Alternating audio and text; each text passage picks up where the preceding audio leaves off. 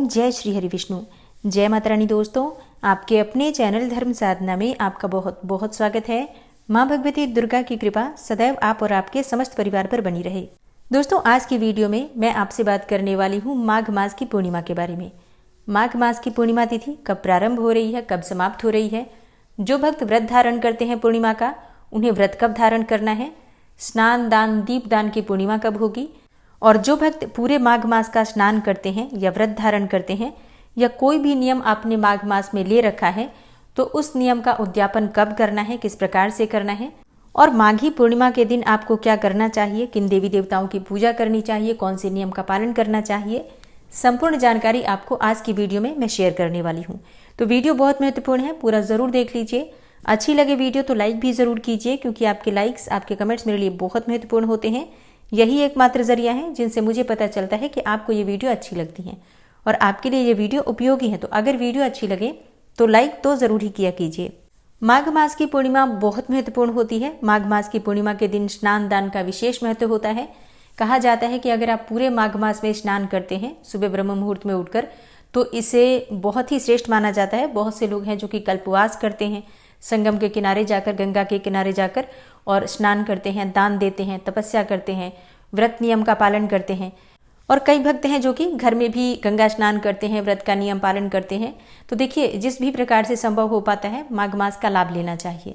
अब अगर आप पूरे माघ मास में कोई भी स्नान दान नियम नहीं करते हैं तो ऐसे में शास्त्रों में कहा गया है कि माघी पूर्णिमा के दिन अगर आप स्नान करते हैं, किसी पवित्र नदी में स्नान करते हैं और माँ गंगा की पूजा करते हैं, भगवान सूर्यदेव को जल देते हैं, भगवान विष्णु के मंत्रों का जप करते हैं, इसके साथ ही ब्राह्मणों को, जरूरतमंदों को दान देते हैं, तो इससे भी आपको माघ मास का संपूर्ण फल प्राप्त हो जाता है। अगर आप पवित्र नदी के किनारे नहीं जा पा रहे हैं तो अपने घर में भी अगर आप स्नान करते हैं और स्नान के जल में थोड़ा सा गंगा जल मिलाकर स्नान करते हैं, किसी पवित्र नदी का जल मिलाकर स्नान करते हैं, तो भी आपको गंगा स्नान के समान ही पुण्यफल प्राप्त होता है। माघी पूर्णिमा बहुत महत्वपूर्ण होती है। पूरे माघ मास के बारे में आप जानते हैं कि ये कल्पवास का समय होता है। इस समय में की गई पूजा, जप, तप इत्यादि का फल बहुत अधिक प्राप्त होता है। अब पूरे माघ मास में नहीं कर पाते हैं तो पूर्णिमा के दिन विशेष रूप से करना चाहिए। शास्त्रों में कहा गया है कि पूरे माघ मास में गंगा स्नान के लिए सभी देवी देवता प्रयागराज में आते हैं और माघी पूर्णिमा के दिन वो अंतिम स्नान करके, मतलब पूर्णिमा का स्नान करने के बाद वो वापस अपने अपने लोक को लौट जाते हैं। इसी प्रकार से जो भक्त वहाँ पर कल्पवास करते हैं वो भी माघी पूर्णिमा का स्नान करने के बाद अपने घर को लौट आते हैं। कहा जाता है कि इस दिन अगर आप स्नान करते हैं, माघी पूर्णिमा के दिन प्रयागराज में स्नान करते हैं, तो कहीं ना कहीं आपका स्नान देवताओं के साथ माना जाता है, क्योंकि पता नहीं वहाँ पर किस वेश में नारायण है, कौन से देवी देवता किस स्वरूप में वहाँ विराजित हैं, ये कोई नहीं जानता है। और इसी भावना से लोग वहाँ पर स्नान भी करते हैं कि ना जाने किस वेश में नारायण मिल जाए। इसलिए आज के दिन को श्रेष्ठ माना जाता है प्रयागराज में स्नान के लिए।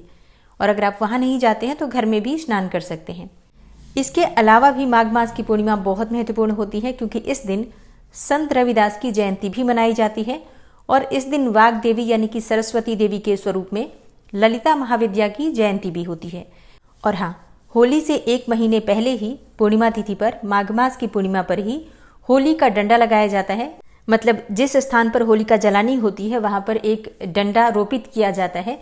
इसलिए इस पूर्णिमा को होलिका डांडा या फिर रोपिणी पूर्णिमा भी कहा जाता है। पद्म पुराण के अनुसार अन्य मास में जो जप तप दान इत्यादि किए जाते हैं उससे भगवान विष्णु इतने प्रसन्न नहीं होते जितना कि माघ मास में गंगा स्नान करने से हो जाते हैं। ब्रह्म वैवर्त पुराण में कहा गया है कि माघ मास की पूर्णिमा के दिन भगवान विष्णु गंगा जल में निवास करते हैं। इसलिए इस दिन गंगा जल का स्पर्श मात्र भी मनुष्य को वैकुंठ लोक की प्राप्ति करा देता है। मत्स्य पुराण में वर्णन किया गया है कि माघ महीने में या माघी पूर्णिमा के दिन गंगा, जमुना, सरस्वती के संगम में स्नान करने से 10 तीर्थों के साथ सहस्त्र कोटि तप का पुण्य फल प्राप्त होता है। इस दिन गंगा नदी में या फिर किसी भी पवित्र नदी में स्नान करने से पाप और संताप का नाश हो जाता है, मन और आत्मा की शुद्धि होती है। इस दिन किया गया महास्नान समस्त रोगों का नाश करके दैहिक, दैविक और भौतिक कष्टों से मुक्ति दिलाता है। और स्नान करते वक्त आपको ओम नमो भगवते वासुदेवाय नमः इस मंत्र का मानसिक जप करते रहना चाहिए। और स्नान करने के बाद दान करना अत्यंत आवश्यक होता है। तो वैसे तो आप किसी भी चीज़ का दान कर सकते हैं, अन्न का, धन का, वस्त्रों का दान कर सकते हैं, लेकिन एक विशेष दान होता है जो आज के दिन किया जाता है।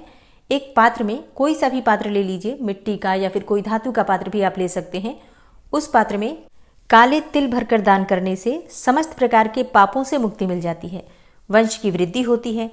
इसलिए काले तिल का दान आज जरूर करना चाहिए। और जो भी आप पात्र लेते हैं उस पात्र को पूरा काले तिल से भर दीजिए, मतलब उतना ही बड़ा पात्र लीजिए जितना आपको काले तिल का दान करना है, और उस पात्र को पूरी तरह से भर के और फिर किसी ब्राह्मण को दान करना चाहिए दक्षिणा के साथ। और फिर ब्राह्मण के चरण स्पर्श करके आशीर्वाद लीजिए। इससे किसी भी प्रकार का दोष हो, चाहे जन्म कुंडली का दोष हो या कोई पितृदोष हो, ग्रह दोष हो, किसी भी प्रकार का दोष हो या कायिक वाचिक मानसिक पूर्व जन्म के भी संचित पाप कर्म हो, तो वो भी समाप्त हो जाते हैं। ये कार्य सबको करना चाहिए। वस्त्र में ऊनी वस्त्रों का दान करना श्रेष्ठ माना गया है। पितरों का तर्पण आज करना चाहिए, क्योंकि इससे आत्मा को शांति मिलती है पितरों की, और आरोग्य की वृद्धि होती है, आयु की वृद्धि होती है, वंश की वृद्धि होती है। पितर अगर प्रसन्न हो जाते हैं तो संतान प्राप्ति में आ रही, संतान की उन्नति में आ रही बाधाएं समाप्त हो जाती हैं। बात करेंगे कि माघ मास के स्नान दान और नियम का आप उद्यापन किस प्रकार से करें, लेकिन उससे पहले जानते हैं कि पूर्णिमा तिथि कब प्रारंभ हो रही है, कब समाप्त हो रही है। देखिए, पूर्णिमा तिथि का प्रारंभ हो रहा है 23 फरवरी को दोपहर में 3:33 पर और समाप्त होगी अगले दिन यानी कि 24 फरवरी को शाम 5:59 पर। तो सूर्योदय कालीन तिथि के अनुसार पूर्णिमा तिथि मनाई जाएगी शनिवार के दिन यानी कि 24 फरवरी 2024 को। अब बात करें कि व्रत कब धारण करना है अगर आप पूर्णिमा का व्रत करते हैं तो। देखिए, पूर्णिमा का व्रत आप 24 फरवरी को कर सकते हैं, क्योंकि शाम तक पूर्णिमा रहेगी 6 बजे तक, और सुबह सूर्योदय कालीन में भी पूर्णिमा है, तो पूरे दिन की पूर्णिमा है। आप 24 फरवरी को व्रत करें, ज़्यादा श्रेष्ठ होगा।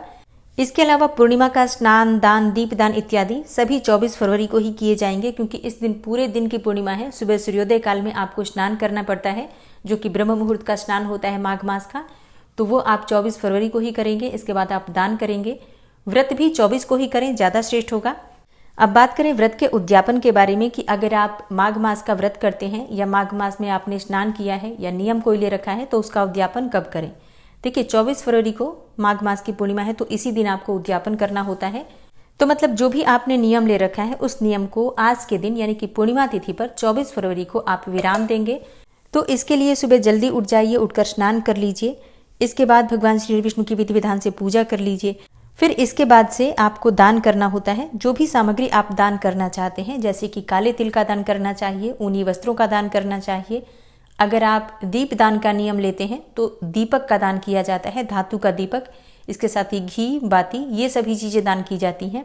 ऐसे ही अगर आप स्नान का नियम लेते हैं, जैसे कि आप पूरे माघ मास में स्नान का नियम लेकर और पूरे माघ मास में ब्रह्म मुहूर्त का स्नान कर रहे हैं, तो स्नान की जो सामग्री होती है जैसे कि एक बाल्टी, मग्गा, ये सभी चीज़ें दान की जाती हैं। इसके अलावा वस्त्र और अन्य इत्यादि ये सब तो आप दान करेंगे ही, लेकिन जो हम नियम लेते हैं पहले उन चीज़ों का दान किया जाता है, और ये पूर्णिमा के दिन ही किया जाएगा। तो सुबह के समय ही जब आप स्नान करेंगे, पूजा कर लेंगे, उसके बाद से भगवान श्री विष्णु के सामने समर्पित कर दीजिए सभी अपने नियम कि जो भी मुझसे जाने अनजाने गलतियाँ हुई आप क्षमा कीजिए।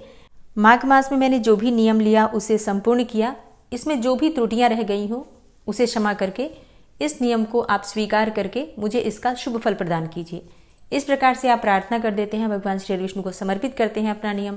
फिर इसके बाद जो भी आप दान करना चाहते हैं वो सभी सामग्री एकत्रित करके भगवान श्री विष्णु के पास ही रखी जाती है, और भगवान श्री विष्णु से प्रार्थना करते हैं कि हे श्री विष्णु, यथाशक्ति यथासंभव अपनी सामर्थ्य के अनुसार मैं जो भी सामग्री आपको अर्पित कर रही हूँ इसे स्वीकार कीजिए। आप ही की सामग्री है, आपको अर्पित कर रही हूँ, इसे स्वीकार करके मुझ पर कृपा कीजिए। इसके बाद आप ओम विष्णवे नमः करके 3 बार बोलकर इस मंत्र को और जल का 3 बार घेरा दीजिए, स्पर्श कर लीजिए सभी चीज़ों को, और फिर किसी ब्राह्मण को दान कर दीजिए। अब आप चाहे तो किसी ब्राह्मण को घर बुलाकर भोजन भी करा सकते हैं, मतलब कराना चाहिए। लेकिन अगर आप नहीं करा पाते हैं किसी ब्राह्मण को घर बुलाकर भोजन, तो ब्राह्मण के निमित्त भोजन की कच्ची सामग्री निकाल दीजिए, और फिर ये सभी चीज़ें आप जो भी आप दान करना चाहते हैं, जो भी आपने दान की सामग्री निकाली है, सभी सामग्री एक ही साथ दान कर दीजिए। अगर संभव हो तो किसी ब्राह्मण को पति पत्नी दोनों को घर बुलाकर भोजन करा के वस्त्र इत्यादि देना चाहिए। अगर आपने व्रत धारण कर रखा है तब तो आपको ज़रूर करना चाहिए, लेकिन अगर आप सिर्फ नियम कर रहे हैं स्नान का या फिर आप सिर्फ दीपदान इत्यादि करते हैं, तब तो आप चाहें तो ब्राह्मण के घर भी भोजन की सामग्री और जो भी चीज़ें आप दान कर रहे हैं भिजवा सकते हैं दक्षिणा के साथ। मतलब देखिए, जिस प्रकार से हम कार्तिक मास में व्रत नियम और स्नान दान का उद्यापन करते हैं पूर्णिमा तिथि के दिन, उसी प्रकार से माघ पूर्णिमा के दिन माघ मास का भी उद्यापन किया जाता है। अब जो भक्त व्रत धारण करते हैं, पूर्णिमा से पूर्णिमा तक का आपने व्रत कर रखा है, पूरे 1 महीने का एक समय अनाज अगर आप ले रहे हैं, मतलब एक समय भोजन करते हैं, तो ऐसे में आपको व्रत अपना कब खोलना है, सबसे बड़ा प्रश्न आपका ये आता है।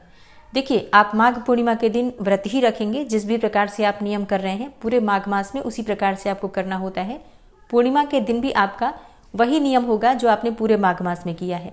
हाँ, उद्यापन आप आज ही कर देंगे, पूर्णिमा के दिन ही सारी चीज़ें दान भी कर देंगे, लेकिन जो नॉर्मल रूटीन का भोजन होता है दोनों समय का, वो फिर आप अगले दिन से यानी कि फाल्गुन मास की प्रतिपदा तिथि से प्रारंभ करेंगे।